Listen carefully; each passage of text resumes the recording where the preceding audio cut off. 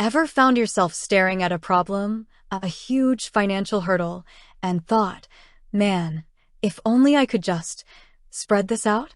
Like, pay it over time in slices? Like bread?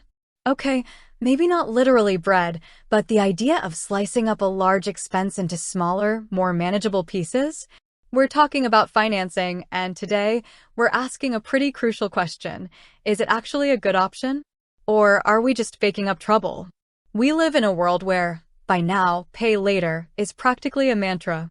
From that shiny new gadget you've been eyeing to those much-needed home repairs, the option to finance is constantly dangled in front of us. It's tempting, right? It feels like a solution, a way to bridge the gap between our desires and our current bank balance. But is it really that simple? Let's break it down. Financing, at its core, is borrowing money to purchase something you can't afford upfront. It's about getting access to goods or services now, with the promise to pay them back over time, usually with added interest. Think of it like a loaf of bread. You're getting the whole loaf now, but paying for each slice later, with a little extra for the baker's trouble. The appeal is obvious. Immediate gratification. You get what you want when you want it. No more waiting, no more saving for months on end. That new laptop for your business? Done. That emergency car repair? Sorted. It's like magic, right? But here's the thing about magic. It often comes with a price. And in the world of financing, that price is interest. Interest is the cost of borrowing money. It's the extra slices you're paying for the convenience of immediate access.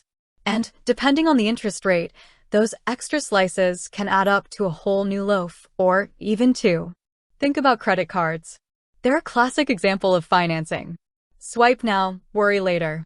But if you're not careful, those small purchases can quickly snowball into a mountain of debt, with interest charges eating away at your financial stability. Then there are loans. Personal loans, car loans, mortgages, all forms of financing.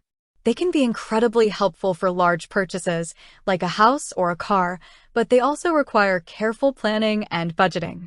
You need to understand the terms, the interest rates, and the repayment schedule. So, is bread or financing a good option? The answer, as always, is it depends. It depends on your financial situation, your needs, and your ability to manage debt responsibly. If you're disciplined, have a solid repayment plan, and understand the terms, financing can be a valuable tool. It can help you access essential goods and services, build credit, and achieve your financial goals. However, if you're prone to impulsive spending, struggle with budgeting, or don't fully understand the implications of borrowing money, financing can be a recipe for disaster. It can lead to crippling debt, financial stress, and even bankruptcy.